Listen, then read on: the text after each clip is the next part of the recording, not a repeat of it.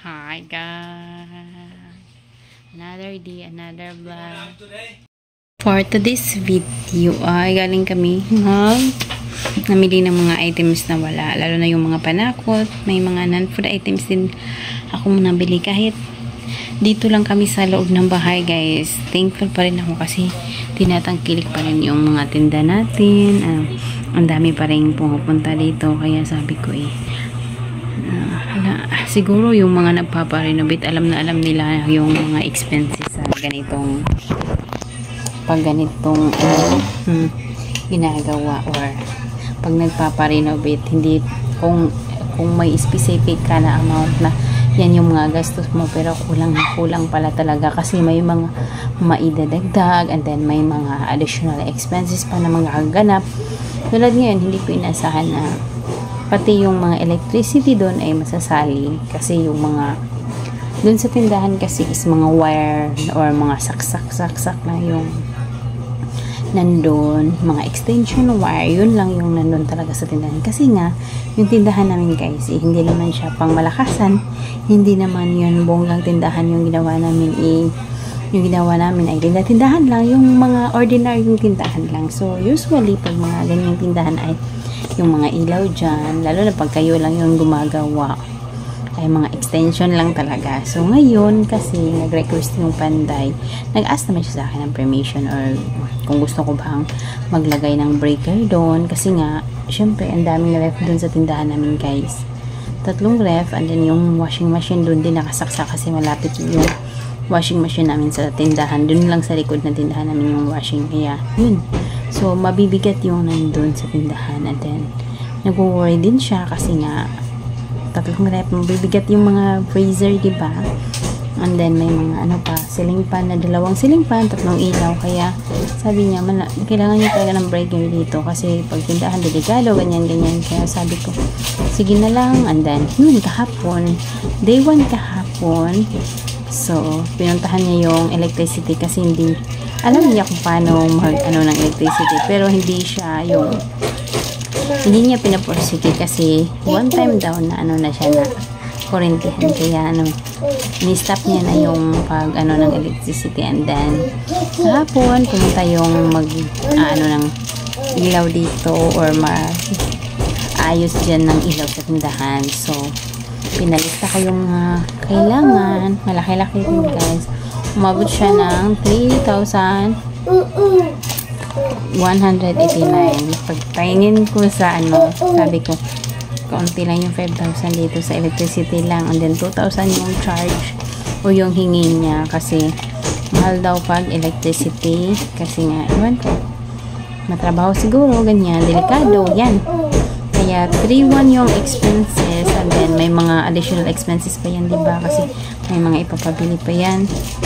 So, 3,1 and then 2,5 yung hingi niya. So, sabi ko, pwede hangyo. Or wala bang dyan. So, sabi niya, 2,000 na lang.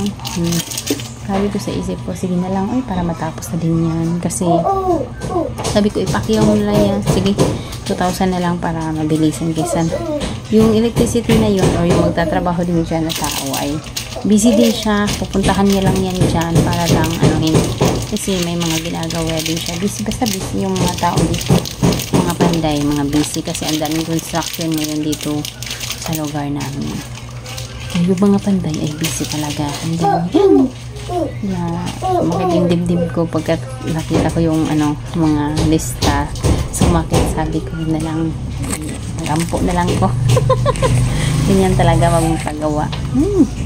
May mga hindi ka na-expect na magiging kalalabasan. Pero worth it naman after kasi for safetyness, and then mas maganda na kasi may mga switch na unlike ngayon sa ginagawa namin na lang sa mga saksakan. Yan. Maganda din naman yung result. So, and then kabuhayan na din naman namin yung tindahan. Bali, gift ko na lang din sa tindahan. Yung parang ganun. Kasi pag comfortable ka sa tindahan, yung parang safetyness din nila. Yun natin, na matutulog kayo doon na safety, na alam mong hindi maano yung tindahan mo. Yung ganun. So, yan na lang. Sabi ko na kung kaya ko, basta Kinakabahan ako guys. Ano yung magiging result. Kasi madami pang expenses talaga. Naiyak na lang ako. Siyempre, ganun talaga siguro. And then, may mga ipapagawa pa din ako sa taas. Kasali din yun. Kasi yung tubig sa, ano namin, yung sa agasan ng tubig sa atop, is pumupunta dun sa tindahan. So, gusto kong ipapunta siya sa likod para, ano, malaki-laking mga PVC na naman. Yan, dagdag na naman. Basta, ang daming gastusin. Kaya, suggest ko talaga kung papagawa talaga ng tindahan or magpaparenovate kung madami talaga expenses na hindi natin inakala. Nasa sobra pa sa budget natin, sa yung budget natin na gano'n.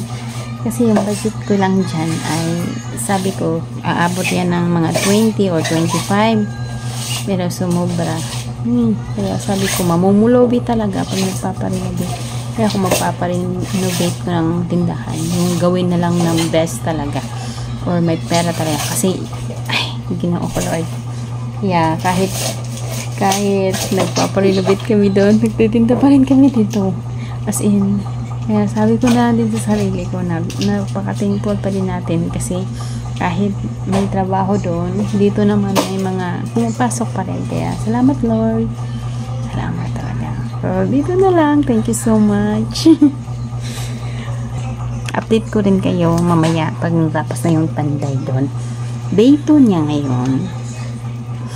Yung day 1 niya natapos na yung flooring, and then ngayon ay natapos niya din yung gilid kasi pinising